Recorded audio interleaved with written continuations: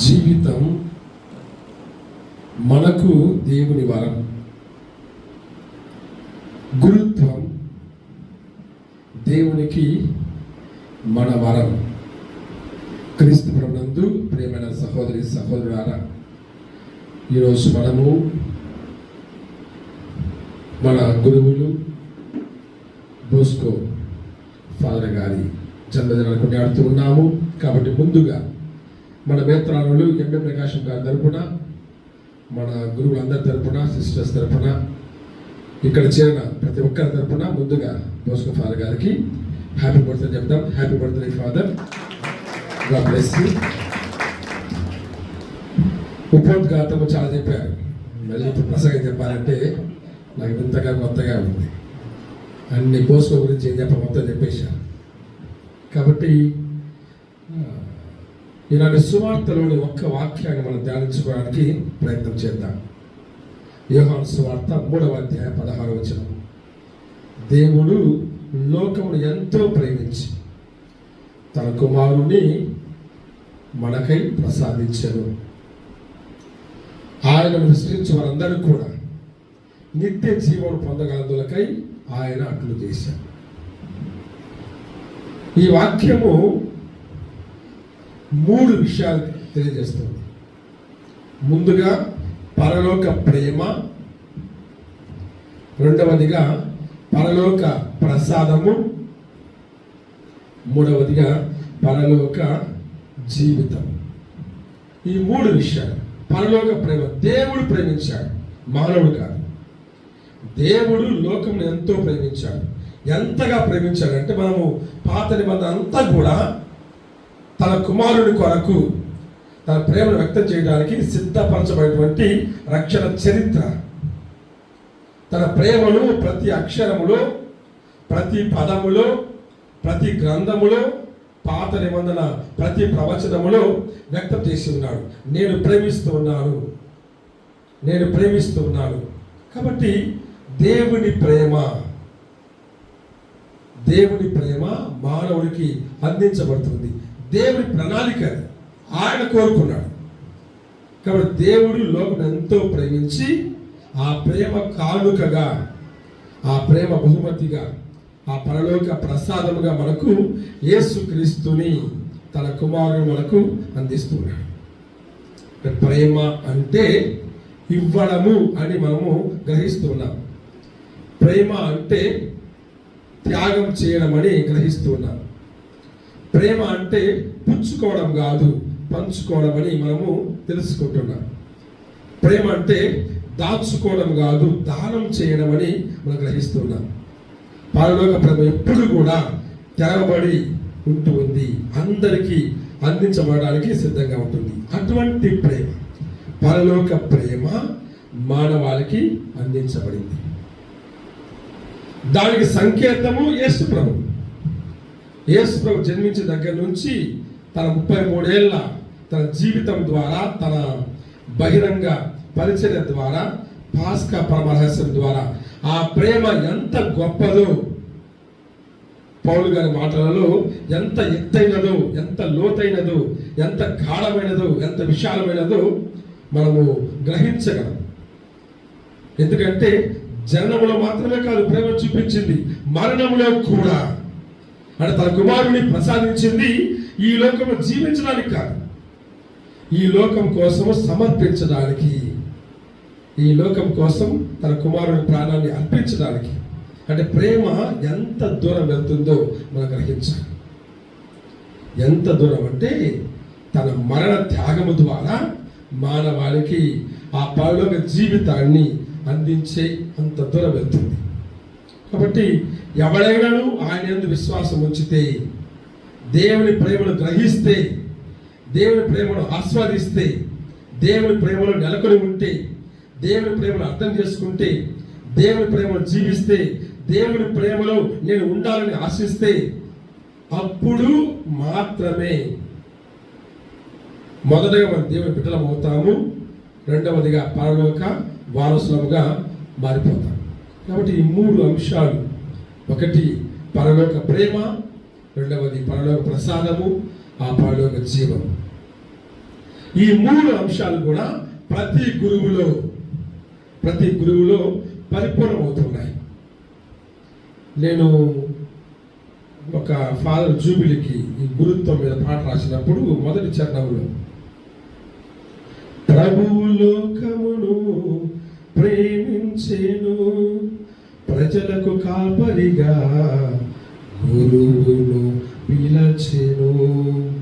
ఏ విధంగా తండ్రి లోకాన్ని ప్రేమించి కుమారుడు పంపుతూ ఉన్నాడో, కుమారుడు తన మందను ప్రేమించి గురువును పంపుతున్నాడు.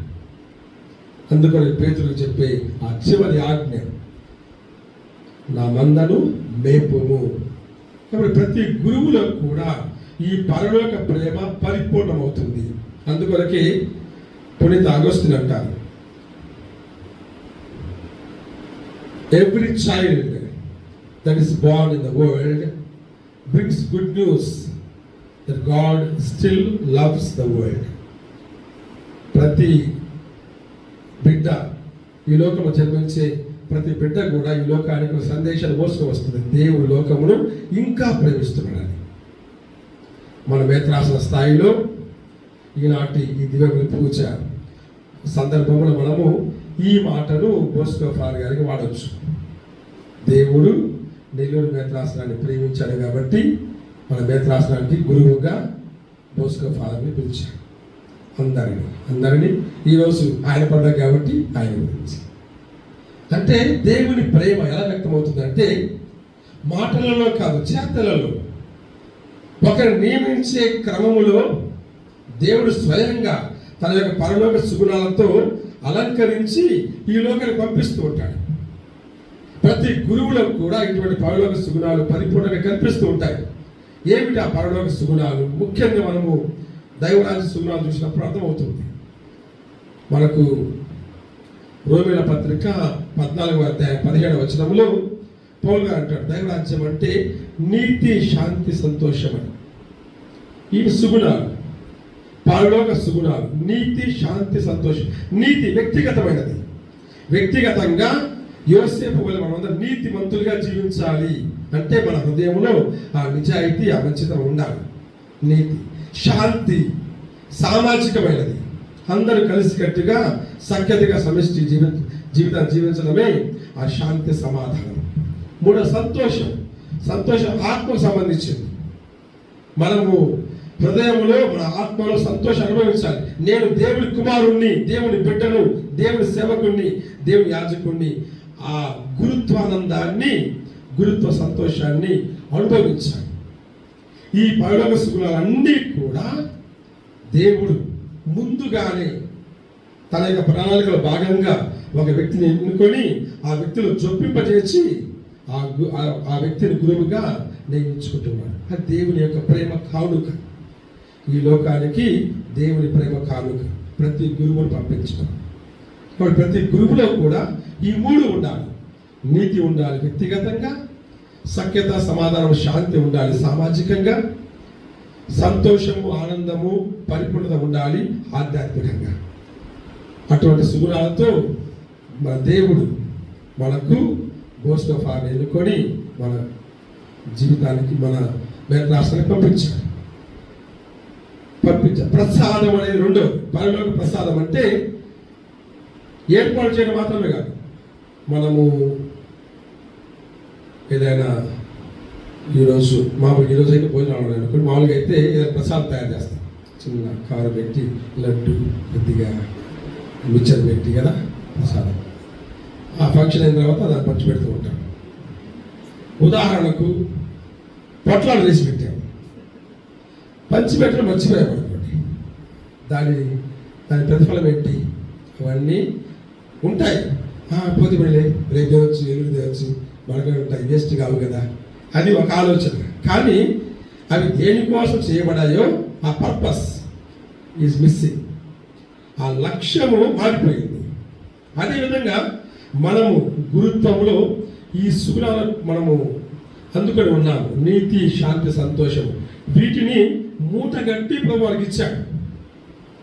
ఆ మూటను తెరచి ఎప్పటికప్పుడు ఆ సుగుణాలను మనం వినియోగించుకుంటూ ఉండాలి. లేకుంటే ఏమవుతుంది, దాని లక్ష్యం ఒక కవి అంటాడు, ఓడ గురించి మాట్లాడుతూ, ఓడ ఒడ్డున ఉంటే అందంగా ఉంటుంది కదా, అందంగా ఉంటుంది, చాలా రంగురంగులుగా, కొత్తగా, అందంగా. కానీ ఆ ఓడ చేయబడింది ఒడ్డున ఉండిపోవడానికి కాదు, సముద్రంలోకి వెళ్ళాలి, అటు ఇటు తిరగాలి, వ్యక్తులను, వస్తువులను రవాణా చేయాలి, తడవాలి, రంగు కోల్పోవాలి, అనేక మందికి సేవ చేయాలి. దాని లక్ష్యం అది. The destiny, the goal, the purpose of the boat is to be available and useful for the others. గురుత్వ జీవితం కూడా, మానవ జీవితం కూడా, not just for our selves. అందుకే ప్రసాదము, మనం పొందినటువంటి ఈ సుగుణాలను ఇతరులకు పంచిపెట్టాలి, ప్రసాదిస్తూ ఉండాలి, ఇస్తూ ఉండాలి. అంటే ఈ శాంతిని, సమాధానమును, ప్రేమను, ఆప్యాయతను, అనురాగమును, కారుణ్యమును మనము ఇతరులు పంచిపెట్టినప్పుడే మన జీవితం సార్థకం అవుతుంది, మన గురుత్వానికి ఒక అర్థము వస్తుంది. ఈ రెండో విషయంలో కూడా నాకు తెలుసు, బోస్కో నాకంటే 2 years సీనియర్, కానీ కలిసి ఉన్నాము, కలిసి పనిచేసాము, కలిసి చదువుకున్నాము. I know you very well. మంచి స్నేహితుడు, దానికంటే కూడా మంచి సేవకుడు, తన గురుత్వాన్ని ప్రేమించిన వాడు, ఆ గురుత్వంలో ఉన్నటువంటి అన్ని అంశాలను తాను అనుభవించిన వాడు, తాను పొందినటువంటి ఆ గురుత్వ సుగుణాలను పంచుకున్నవాడు ఇతరులతో. అందువలకి ఆజాత శత్రువు అంటాడు, అందరినీ కూడా కలుపుకునే ఒక గొప్ప మిత్రుడు, అంటే ప్రసాదిస్తూ ఉన్నాడు. కాబట్టి ఈ రెండు కూడా, ప్రేమను పొందడము, ఆ ప్రేమను ప్రసాదించడం, ఇవన్నీ ఎందుకు? మూడవది, దేవుని ప్రేమ ఈ లోకానికి వ్యక్తం కావాలి. దేవుడు ఎప్పుడు కూడా నేరుగా ప్రేమ చూపించలేడు, వేరే మార్గం లేదు. కేవలము మధ్యవర్తిత్వం ద్వారా మాత్రమే, through the mediation God manifest his love. ఆ మీడియేషన్ లేకుంటే the manifestation of God's love becomes void. అది కుదరదు. అందుకనే పాత నిబంధనల ప్రవక్తలు కావచ్చు, నూతన నిబంధనలు యేసు ప్రభు కావచ్చు, శ్రీసభ కాలంలో గురువులు కావచ్చు, అందరం క్రైస్తవులు అందరము కూడా we are the channels, the mediators of God's love. దేవుని ప్రేమను వ్యక్తం చేసేవారు. అంత స్థాయికి మనం ఎదిగినప్పుడే మనల్ని చూసి ఏమనుకుంటారు అందరూ, దేవుడు మనల్ని ఇంకా ప్రేమిస్తున్నారు. ఎందుకంటే ఈ గురువులు మన మధ్యలో ఉన్నారు. గురువులు మన మధ్యలో అంటే దేవుడు ఇంకా మనల్ని ప్రేమిస్తున్నాడు. వాళ్ళందరూ తెలుసుకుంటారు, ప్రభువును విశ్వసిస్తారు, ప్రభువును అనుసరిస్తారు, ప్రభువును నమ్ముకుంటారు, ప్రభు చెంతకు వస్తారు, ప్రభుతో ఉండిపోతారు. అంటే ప్రజల విశ్వాసానికి, ప్రజల రక్షణములకు మన గురుత్వం ఒక మధ్యవర్తిత్వము. మనము లేకుంటే దేవుడు ఎవరో వారికి తెలియదు. మనం చెప్పకుంటే దేవుని తత్వం వారికి బోధపడదు. మనం చేసి చూపించకుంటే దేవుని త్యాగం వారికి అర్థం కాదు. కాబట్టి చెప్పడంలోనూ చేసి చూపించడంలోనూ మనము మధ్యవర్తులుగా ఉండి దేవుని ప్రేమను లోకానికి పంచిపెడుతున్నాము. ఈ మూడో విషయంలో కూడా మనము బోస్కోను ముందు పెట్టి చూపించవచ్చు. తన ద్వారా ఎంతమంది దేవుని యొక్క నామాన్ని స్తుతిస్తూ ఉన్నారు, దేవుని యొక్క రాజ్యంలో ప్రవేశిస్తూ ఉన్నారు. కాబట్టి ఈ మూడు అంశం, మొదటిది ప్రేమించడము, ప్రసాదించడము, జీవాన్ని అందించడము. చివరగా వచ్చిన మాట చెప్పి, మన జీవితం అలా ఇతరులకు అందుబాటులో లేకుంటే ఈ జన్మము వ్యర్థము. ఒకసారి ఒక బావి దగ్గర చాలామంది గుమికొని ఉన్నారు. ఇంతలో వాటి లోపల ఎవరో పడి ఉన్నారు. అతను కాపాడాలి, అందరూ చూస్తూ ఉన్నారు, ఎవరు సాహసం చేయలేదు. ఈలోపు ఒక వ్యక్తి లోపలికి దూకేశాడు. అంతా చప్పులు కొడుతూ వస్తాడు, చాసంతో తీసుకొచ్చి పైకి వచ్చాడు. ఎంత ధైర్యం చేశావు, మేమంతా భయపడుతూ ఉన్నాము లోపలికి దూకాలంటే, ఎంత గొప్ప సాహసం చేశావు. దేవుడితో సాహసం పక్కన పెట్టండి, నన్ను ఎవరు తోసేశారు, ఎవరు తోసారు చెప్పండి, నాకు కూదంట తోసిన కొన్నిసార్లు మనం అదే విధంగా మన గురుత్వం తోయబడి ఉంటాం. కొన్నిసార్లు మనకి ఇష్టం లేకుండా మనకున్నటువంటి కొన్ని ప్రతికూల పరిస్థితులలో కనిపిస్తుంది. నెట్టేసాడబ్బా, నెట్టివేయబడ్డాము, తోసివేయబడ్డాము, ఇరక్కపోయాము, ఇవన్నీ ఉంటాయి. కానీ వీటన్నిటి మధ్య ఏమైంది? ఒక మనిషి బతికాడు. నేను ఎవరు తోసేసినా కూడా నీ వల్ల ఒక మనిషి బతికాడు. కాబట్టి మన జీవితం పనులకు ఉపయోగపడకుంటే ఆ జీవితం వ్యర్థం. మన గురుత్వం ప్రజల రక్షణకు ఉపయోగపడకుంటే గురుత్వం కూడా వ్యర్థమే. కాబట్టి అటువంటి గొప్ప జీవితాన్ని, జన్మను, జీవితాన్ని, గురుత్వాన్ని దేవుడు బోస్కోకు దయచేసిన దేవస్థానంతో చెల్లించుకుంటున్నాము. బోస్కో ఫాదర్ సేవలను కొనియాడుకుంటూ దేవస్థానంతో చెల్లించుకుంటూ ఉన్నాము. మరొకసారి మన వేతనాలు ఎంపీ ప్రకాశం గారి తరపున, మనందరి తరపున బోస్కో ఫాదర్ గారికి జన్మదిన శుభాకాంక్షలు. Happy birthday Bosco and God bless you all. ఈ విధంగా ప్రేమించుదాం, ప్రసాదించుదాం, అందరికీ ఆ జీవాన్ని పంచుదాం. దేవుడు మనందరిని దీవించుగాక. ఆమేన్.